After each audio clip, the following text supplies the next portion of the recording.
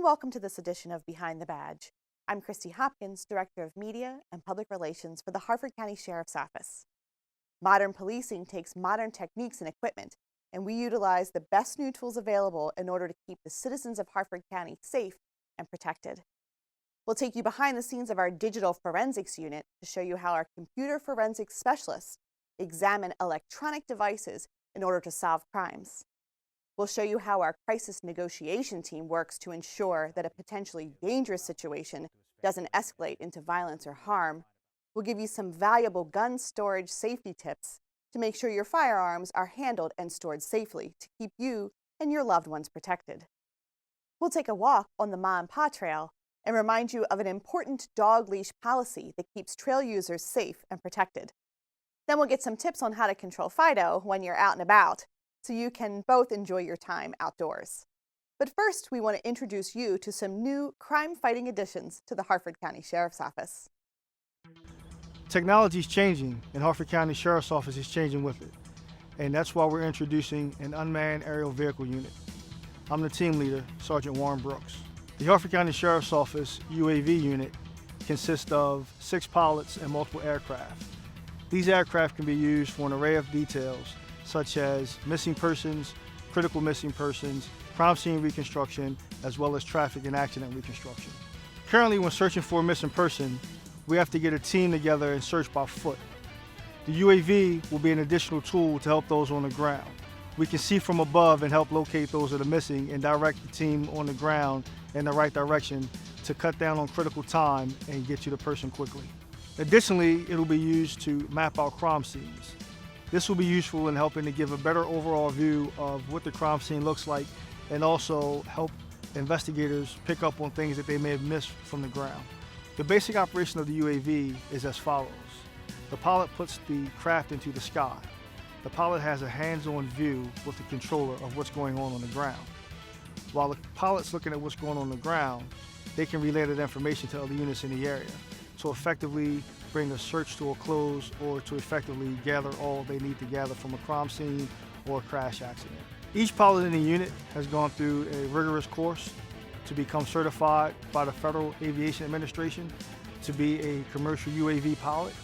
These certifications have to be renewed every 2 years. We're also going through rigorous flight training, hands-on flight training, so that they are prepared to be operational once they hit the field. Other agencies across the country have been successful in utilizing UAVs to save lives, map crime scenes, and find missing persons. Harford County Sheriff's Office is looking to have those same successes with our unit. Thank you for joining us with the Harford County Sheriff's Office. We hope you have a good day. Next, let's meet another new addition to the Harford County Sheriff's Office, our new drug-sniffing canine, Bolt. Hi, I'm Senior Deputy Andrew Sampson with the Harford County Sheriff's Office Crime Suppression Unit. Today I'm going to introduce you to our newest canine, Bolt. Canine Bolt is a retriever-hound mixed. He's been trained to detect narcotics and is frequently used in traffic stops and search warrants to assist deputies with locating narcotics. Bolt and I have been through many months of intense training to get him from just a normal, everyday around the house kind of dog to a trained professional dog. He's shown through his training and now out on the road that his nose is really a great tool in finding narcotics. He has a very playful personality. He loves to play when we're at home, but when we get to work, he's locked on and he knows what to do. He's gonna find drugs today. One interesting thing about Bolt is that he's actually a rescue. He was left tied to a tree during Hurricane Laura this past fall. He was rescued from there and brought to Maryland, where we adopted him. He was actually tied to a tree during Hurricane Laura, and a kind stranger took him from the tree to a local shelter where he could be kept safe. And Bolton stood out to us because he was so exuberant. He was full of joy and life, happy to see everybody, very, very playful. When we first found Bolt, I instantly knew he was the right dog for us. Throughout training, our bond grew, and he and I have really worked together well as a team since then. Even though Bolt hasn't been with us very long, he's had success already. In his first 2 days on the road, he had a successful drug recovery.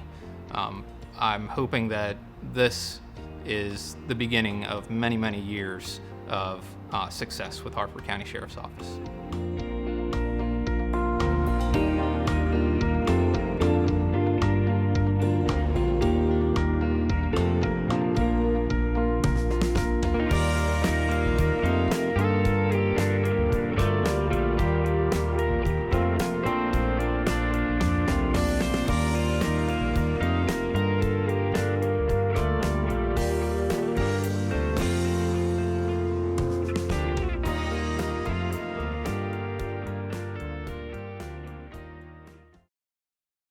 Create your memories in beautiful Harford County, Maryland.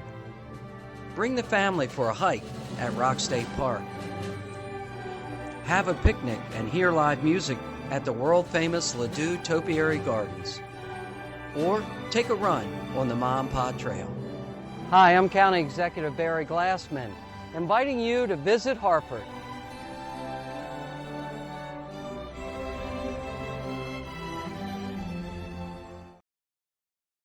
Responsible gun ownership is safe gun ownership. Sergeant Aaron Penman has some best practices that gun owners should follow to keep their firearms safe and secure.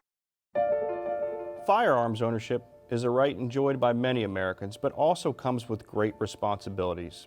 Hello, my name is Sergeant Aaron Penman with the Harford County Sheriff's Office Community Policing Unit, and I'm here to talk to you about firearms safety.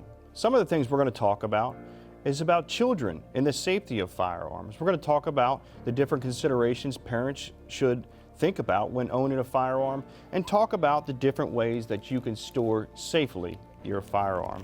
Before we get started though, I just want to talk to you about some basic firearms tips, such as consider all weapons are loaded. Never point your weapon at anyone, and make sure that you keep your finger out of the trigger guard at all times. Next, I want to talk to you about what a child should do if they encounter a firearm. They should stop. They should never pick it up. They should walk away and make sure they talk to an adult. Next, I want to touch on a couple considerations for adults. Adults should always be familiar with their firearms and the operation of their firearms. And remember, you have to keep your firearms out of access for children, those suffering from mental illness, or those that are prohibited from owning a firearm. The next thing I want to talk to you about is the different ways that you can store your firearms safely. The first, the interest level way that you can secure your firearm is a gun cable lock. Now, the Harford County Sheriff's Office gives these cable locks out, so if we're ever in the neighborhood, just ask us, we'll make sure we provide one to you. The cable lock is great initial barrier security for firearms. There are a couple considerations though. We want to make sure that when you're applying the cable lock, the firearm is never loaded. You want to make sure that you never put the cable lock through the trigger housing area, and that it just goes through the magazine well of your firearm. We have a couple firearms here on display, whether they're long guns or handguns, and you can see they're all in the chamber area of the firearm. One thing to remember with the cable lock, with it being just that primary first layer of protection, it can be cut. So you want to be mindful of that. The next you have is a trigger lock. Now, the trigger lock doesn't work on every firearm. If it's a lever activated firearm, it will not work. One consideration you want to have with the trigger lock is you want to make sure the firearm is not loaded when applying the trigger lock. The next method is the lock box, as you can see here. Now, there's all kinds of lock boxes, but it's different securing methods, such as this one has a key lock, it has a code lock, and it also has a recognition of your fingerprint. One of the considerations that you have with the lock box is you can store a loaded firearm. And finally, the most secure way to store your firearm is one of the larger gun safes. Now, the gun safes do have some disadvantages, such as size and cost, but it is the most effective way to secure your firearms. You can secure long guns, you can secure handguns, you can secure even valuables in your home.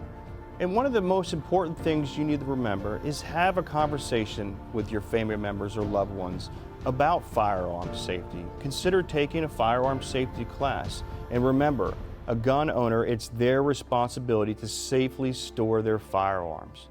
The Harford County Sheriff's Office has a responsibility to keep up with the latest technology.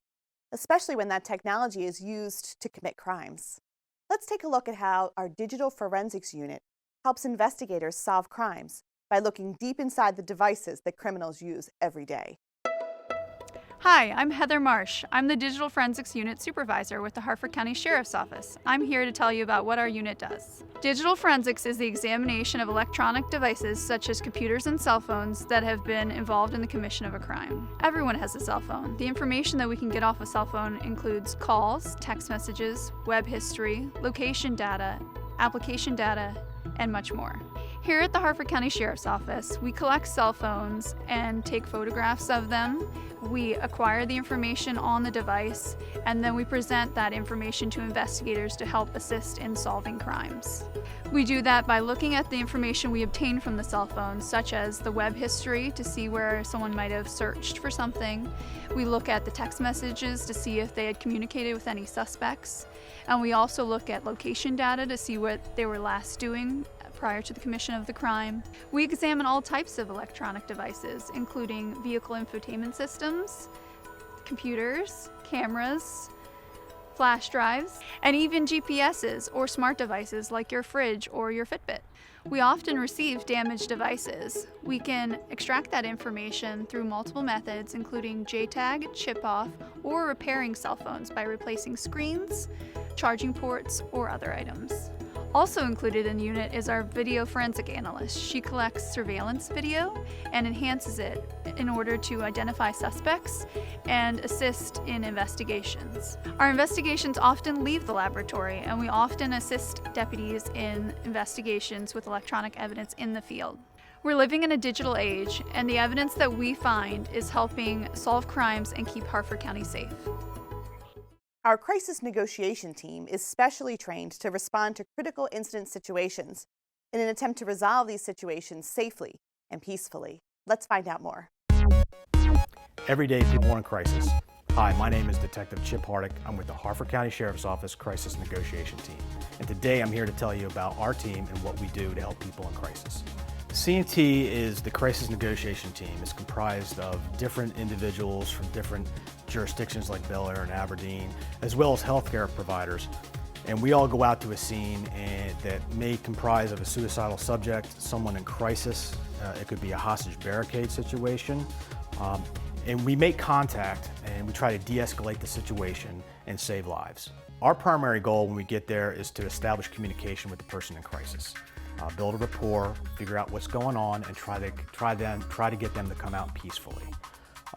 We do that by using our intel people. They'll go out and they'll talk to his family and find everything they can find about this person on social media, from friends, from family, and we'll use that to try to figure out what the problem is and get them to come out without any kind of loss of life. C&T is important because in the past, these critical incidents and these situations were handled tactically. Times have changed, and we, as a police department, want things to be resolved peacefully, as well as our citizens. They expect things to be resolved peacefully as well. It takes a special person to become a member of the crisis negotiation team. It also takes special training. When you join the team, you will be sent down to Quantico for the FBI Academy for a basic negotiation course. When you finish that course, you come back and we do 12 trainings a year. 2 of those are conferences, one with the FBI. There are 2 joint trainings with SRT. The rest of those trainings are in-house, and they will consist of working with the rescue phone, doing scenarios, having our mental health professionals come in and do trainings. And then, of course, the best training of all is actually being called out to something and having our people get on the box and talk and do their positions that they've trained for, intel, negotiation, coach. Typically, a call out, when we get called out with SRT to go to a scene of someone in crisis or a barricade or a hostage situation, our technical guys will go and get the C&T truck, drive it to the scene. The rest of the team will come out, we'll meet, and assignments will be given out. We have a team leader that will be in the command bus. They'll be coordinating with everybody. We'll have a primary negotiator. That person talks to our suspect or our person in crisis. He or she is the one and only person that talks to this person. Next to him will be a coach. The coach is the only person that talks to the primary negotiator. He will listen in, or she will listen in on the call and write notes and suggestions and pass them to our primary negotiator. Everyone else on the team will be outside the truck gathering intel. So at the end of the day, the goal of the crisis negotiation team is to resolve everything peacefully and to make sure everyone goes home. Hi, I'm County Executive Barry Glassman. This summer, picture yourself exploring the natural beauty of Harford County streams. Take a selfie at your favorite location and win prizes in our new program, Harford Streams Summer Adventure. It's easy to register online. Then go kayaking on the Deer Creek, hike the Mom Pod Trail, or explore Eden Mill. Send us selfies from 7 different locations to win a free t-shirt. 11 locations to enter a drawing for a pontoon boat ride. And visit 15 spots for a chance at a canoe trip on Deer Creek. Join me and share your adventures on social media with the hashtag Harford Streams. For more information, visit our website. And have a safe and happy summer.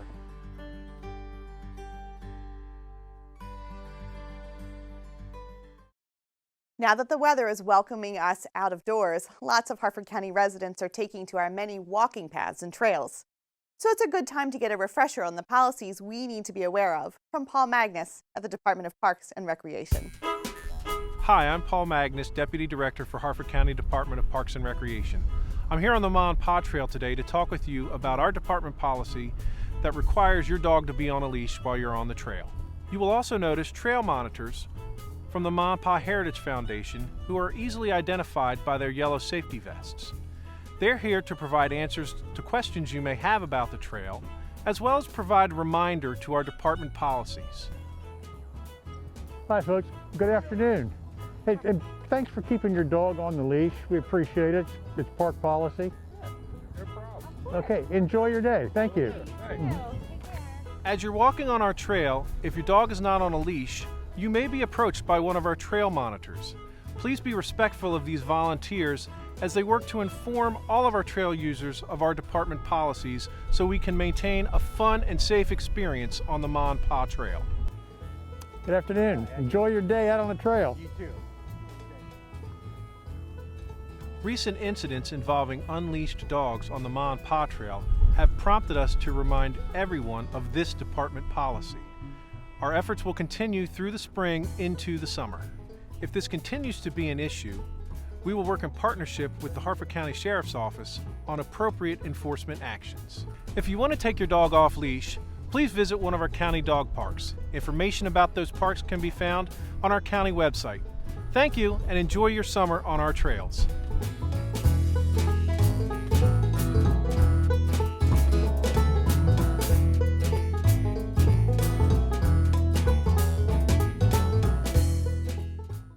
And if you're having trouble controlling your dog when off leash, here are some tips that will help make your time outdoors safer and more enjoyable. So while there's no actual leash law in Harford County, owners are required to have their dog under control at all times. I'm Officer Lepore with Harford County Animal Control. I'm here to talk a little bit more about what that means. Harford County law states that an owner is not to permit their dog to be at large. At large meaning that anytime a dog leaves their owner's real property, they have to either be on control on a leash or under voice command at all times. When we say voice command, what we mean by that is an owner must be able to control their dog at all times by the dog obeying their first command every time and the dog staying nearby the owner at all times. So the way that most people get to having complete voice control over their dog is through practice with obedience training, practicing in various locations with various distractions. That way, no matter what's going on, what the dog sees, what the dog smells, your dog is going to listen to you the first time that you say your command every time. If you find yourself out and about and you're having trouble controlling your dog, a couple things that you can work on is make sure that you have good leash control, meaning that you are holding onto that leash nice and close to where their collar is, not at the handle where they have 6 feet out to be in front of you and going every which direction. Remove yourself from whatever they're distracted by. Take a couple steps back, help get their focus back on you. If they're looking at you, they can't be looking at what's going on around them. Make sure that you have whatever your dog holds to high value, whether it be treats, toys, praise, whatever works for your dog, that's what you're going to want to use. Move them away from that distraction and that environment, help get their focus on you. Once you gain their focus, then you can go ahead and keep on walking and try again. I hope this information has been helpful for everybody. Just always remember that the best way to have a safe and fun time with your dog is to always have them on leash. Whether our deputies are on the job or off, they're always ready to go beyond the badge and respond to situations where our citizens need help.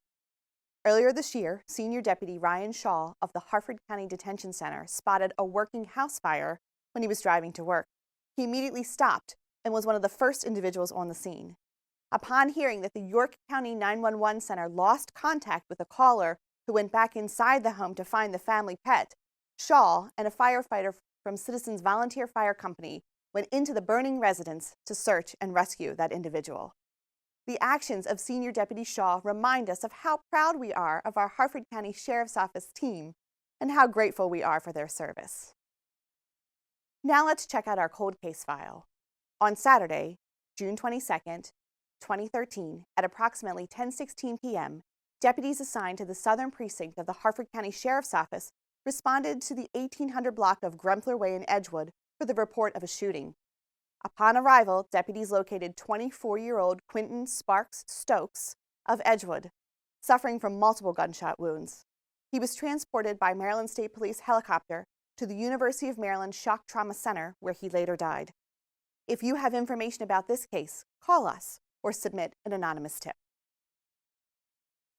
Before we go, if you always had an interest in how law enforcement and corrections keep you and your community safe, or if you're just looking for more ways to feel connected to your community, Behind the Badge is a great resource for you. And now you can explore all the aspects of law enforcement and public safety that we've covered in this show over the past 6 years.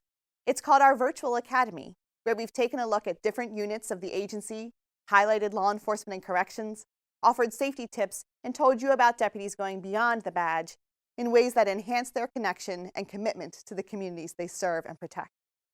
We hope you take this opportunity to learn more about your sheriff's office by logging onto our website, harfordsheriff.org. That's all for today's show. We have lots more to share with you about who we are, what we do, and how we keep you and your family safe here in Harford County. Make sure you follow us on Facebook, Twitter, YouTube, and Instagram for more information about our agency between episodes, or take a look at our previous shows through our Virtual Academy. Until next time, for Behind the Badge, I'm Christy Hopkins.